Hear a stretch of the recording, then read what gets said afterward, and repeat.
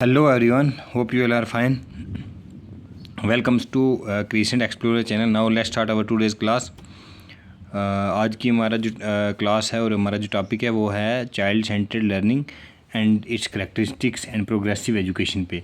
अब देखो child centred learning कौन सी होगी कि जिसमें हम बच्चे को ही मेन इसमें हम अपना रखते हैं कि बच्चा जो है वो इसमें एक्टिव लर्नर है और बच्चे को हम फ्रीडम देते हैं कि टीचर इसमें एक फैसिलिटेटर का काम करता है, वो उसको ऑब्जर्व करता है और बच्चा खुद जो है अपनी एक्टिविटीज़ करता है। इसको बोलते हैं चाइल्ड सेंटर्ड। अब इसकी बहुत सारी कैरेक्टरिस्टिक्स हैं, अब आज हमने वो देखना है। अब देखिए क्या ये ऊपर जो है ये ऐसे कुछ अलग अलग रसो हो गया, लॉकीज हो गया, ये अलग अलग फ्रोबल वगैरह इनके ये थ्योरीज़ हैं, हम इसको आगे डिस्कस करेंगे। इन्होंने भी इसी पे प्रोग्रेसिव एजुकेशन पे कुछ थ्योरीज दी हैं। अब देखें child centred education is an important aspect of progressive education. ये प्रोग्रेसिव एजुकेशन का एक बहुत बड़ा पार्ट है क्या, चाइल्ड सेंटर, क्योंकि प्रोग्रेसिव एजुकेशन में भी हम बच्चे को जो है फुली फ्रीडम देते हैं और बच्चा खुद अपने लेवल पर सीखता है और टीचर उसको ऑब्जर्व करता है। जहाँ बच्चे की गलती होती है टीचर उसको जो है फैसिलिटेट करता है। तो ऐसे ही child centered learning is one of the aspects of progressive education because it considers learning as a natural process for a child in which the learner from carrying out day to day activities. Here the teacher focuses on child's learning, not on what the teacher teaches. The teacher must act as a guide. इसमें teacher जो है guide की तरह काम करता है, who encourage, instructs and stimulates child as per its needs because every child has different capabilities and needs. अब देखो टीचर इसमें जो है प्रोग्रेसिव एजुकेशन में, चाइल्ड सेंटर एजुकेशन के बजाय जो है टीचर एक इनकरेज करता है बच्चों को, वो इंस्ट्रक्शन देता है और बच्चों को उनकी नीड्स के अकॉर्डिंगली उनको और उनकी कैपेबिलिटीज़ के अकॉर्डिंगली उनको उनसे बिहेव करता है, उनको वैसे ही जो है वर्क या एक्टिविटीज़ करने को टीचर देता है और टीचर खुद ऑब्जर्व करता है। टीचर यहाँ पे एक्टिव नहीं है, इसमें बच्चा एक्टिव है, जो है ये चाइल्ड सेंटर्ड अप्रोच है। The characteristics of child centred और एजुकेशन आ रहा है एज फॉलोज की कुछ करेक्टरिस्टिक्स हैं। सबसे पहली है it considers the growth of a child as a priority. It makes the child's learning interesting meaningful. इसमें जो है बच्चे की ग्रोथ को जो है प्रॉपर्टी उसमें उसको प्रायोरिटी दी जाती है और इसमें जो चाइल्ड बच्चे की जो लर्निंग है उसको इंटरेस्टिंग ये इस जो हम उसको एक बच्चे को फ्रीडम देते हैं, आज़ादी देते हैं, उससे बच्चे की जो लर्निंग है उसमें उसको दिलचस्पी पैदा होती है और एक मीनिंगफुल वे में उभर के सामने आती है। It recognises the child's potential and utilise its effectively. इसमें जब हम बच्चे को जब कोई टास्क देते हैं तो उससे हम उसका पोटेंशियल देखते हैं, इसमें कितनी कैपेबिलिटी है, कैसे काम कर सकता है और अपनी डेली लाइफ में इसको यूज़ कैसे कर सकता है। It leads overall development of child in physical, moral and spiritual areas. It enables the child to learn through experience. अब इसमें ओवरऑल डेवलपमेंट होती है चाइल्ड की, जैसे फिजिकली उसमें वो कैसी एक्टिविटीज़ कर रहा है, मॉरली अखलाकी तौर पे, स्पिरिचुअली रूहानी तौर पे उसमें कैसी जो है चेंजिंग आ रही है। It enables the children to learn through experience. अब इसमें ये बच्चे को जो है हम ये बताते हैं, इसमें जब हम बच्चे को फ्रीडम देते हैं बच्चा इसमें खुद से सीखता है और अपनी जो एक उसकी जो कैपेबिलिटी के हिसाब से बच्चा जो है अपना ये काम करता है और टीचर एज ए फैसिलिटेटर का काम करता है। It provides for the child full freedom for natural growth. इसमें बच्चे को हम पूरी तौर पे आज़ादी देते हैं कि बच्चा जो है अपनी नेचुरल ग्रोथ कर सके, सीख सके। अब हमारे पास नेक्स्ट है principles of child center learning. कुछ प्रिंसिपल्स हैं वो कौन कौन से। The basic principles of child center learning can be best understood through its various aspects. पहला है अंडरस्टैंडिंग ऑफ चाइल्ड साइकोलॉजी, कि सबसे पहले बच्चे की जो साइकोलॉजी है, उसकी जहानियत है, उसको समझना ज़रूरी है। जैसे the teacher educator must understand that the children's behaviour is governed by their requirement, social conditions, ability etcetera. The shift in the focus of instruction from teacher to the students. Thus, for instance, the teacher will need to adopt different strategies for educating the high intelligence, average intelligence and poor intelligence. देखो इसमें कह रहे हैं कि जो teacher है वो सबसे पहले अंडरस्टैंड करे कि बच्चे का बिहेव कैसा है, वो जो उसने अपनी फैमिली से, उसने अपने कुंबे बरादरी से, उसने अपने कल्चर से, उसने अपने सोसाइटी से क्या सीखा है, फिर उसकी जहानियत के, उसकी कोग्निटिव कैपेसिटी पे, उसकी मेंटल कैपेबिलिटी पे जो है टीचर उसको अलग अलग इंस्ट्रक्शन देगा। जो ज़्यादा इंटेलिजेंट बच्चे होंगे उनको सिर्फ एक मामूली सी गाइडलाइन की ज़रूरत पड़ती है, जो थोड़े से एवरेज या बिलो एवरेज स्टूडेंट उनको डिटेल में चीज़ समझानी पड़ती है ताकि वो अपना जो है उसको अच्छे से ध्यान से टीचर्स की बात को समझ के अपनी एक्टिविटीज़ करें। ठीक है, एक ये हो गया हमारा पहला प्रिंसिपल। अब दूसरा हमारे पास है evaluation and testing. Evaluation and testing में क्या, इसको ध्यान से देखेंगे evolution of learning is important to understand that it has been effective. Evolution ज़रूरी है क्योंकि इसे टीचर ये देखेगा कि इवेलुएट करेगा कि बच्चे को जो सिखाया गया काम वो उसने कितना सीखा है, जिसको हम अपने लिहाज से हम ये कह सकते हैं हमने बच्चे का टेस्ट लेना ये टेस्ट लिया है। Traditional testing technique are replaced by in child center learning by continuous and comprehensive evaluation. CBSE ने ये 2010 में किया कि ऐसे बच्चे का जो ट्रेडिशनल टेस्ट है उसके बजाय CCE के थ्रू हम ये करें टेस्ट लें, उससे बच्चे की हमें कैपेसिटी पता चलेगी कि बच्चे में कैपेसिटी कितनी है और उसने जो चीज़ सीखी है वो कितनी इफेक्टिव है, और जो टीचर ने उसको बताया, जो भी उसको लेक्चर दिया, जो भी उसको गाइडलाइन दी या जो भी उसको फैसिलिटेट किया, उस पर बच्चे उस चीज़ का बच्चे पे कितना इफेक्ट हुआ। ठीक है, अब नेक्स्ट है सिलेबस। अब सिलेबस क्या है? This needs to be upgraded periodically but must be based on psychological analysis of the children's needs values and varieties required. अब जो सिलेबस है इसको अपग्रेड करने की ज़रूरत है। ये ना हो कि मतलब जो सिलेबस आज है 10 साल के बाद वही होगा। जैसे कोई करंट अफेयर में कोई चीज़ हमने आज पढ़ी 10 साल के बाद तो वो चेंज हो जाएगी।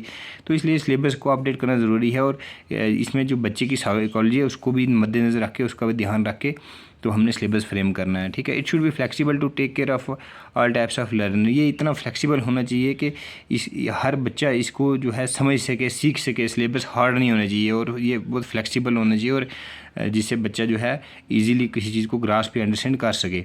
अब है मैनेजिंग डिसिप्लिन। डिसिप्लिन में ये क्या है कि child psychology is use to manage discipline in child centred classroom. The teacher will need to have flexible response to various kinds of disciplines indulged by learning. He must understand the reasons behind behavior and acts accordingly to maintain discipline.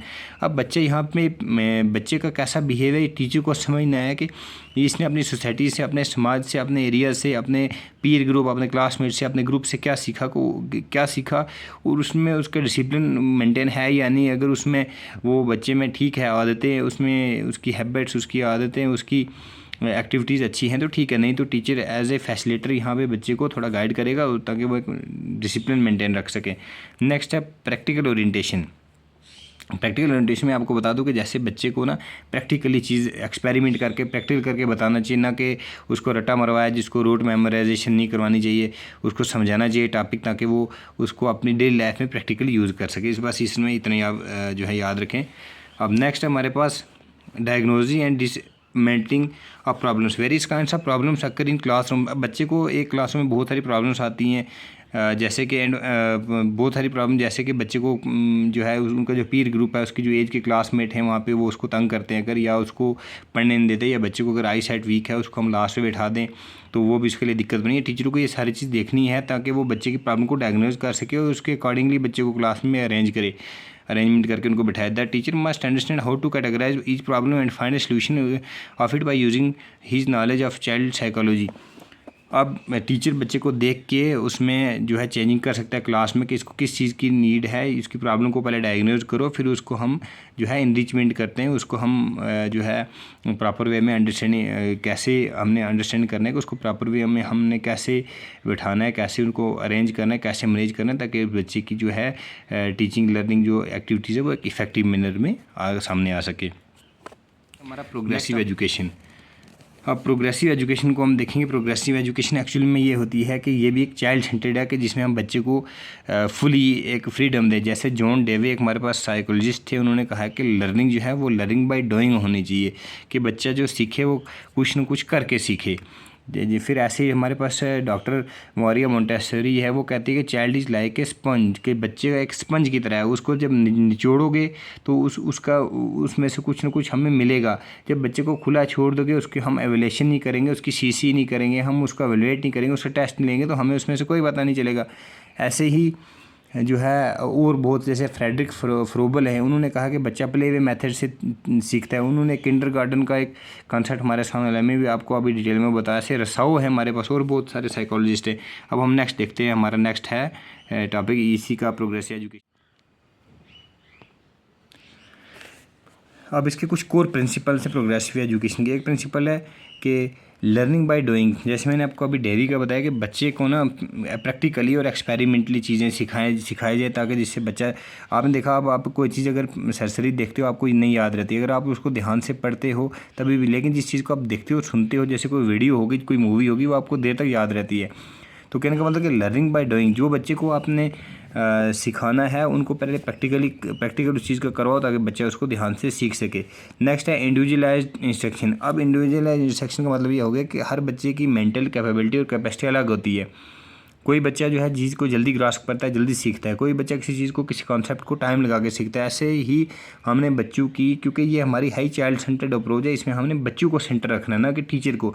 तो बच्चे की need के accordingly हमने उनको instruction देनी है और हर बच्चे का जो है पढ़ने का और समझने का और सीखने का सिलसिला हर बच्चे का अलग होता है। ऐसे ही हमने उनकी मेंटल कैपेबिलिटी और मेंटल कैपेसिटी के अकॉर्डिंगली इंडिविजुअलाइज इंस्ट्रक्शन दें ताकि हर बच्चा सीख सके, ना कि हम एक जनरल लेक्चर दें जिसमें से जिसको समझ आ गई ठीक, नहीं समझ आ गई तो भी ठीक। ऐसा नहीं करना है, हर बच्चे को इंडिविजुअलाइज जो है इंस्ट्रक्शन देनी है। ओके, नेक्स्ट है डेमोक्रेटिक कम्युनिटी, कि हर बच्चे को डेमोक्रेटिक कम्युनिटी, उसको एक आज़ादाना माहौल दिया जाए, उसको काम दिया जाए ताकि वो खुद करे, वो सीखेगा।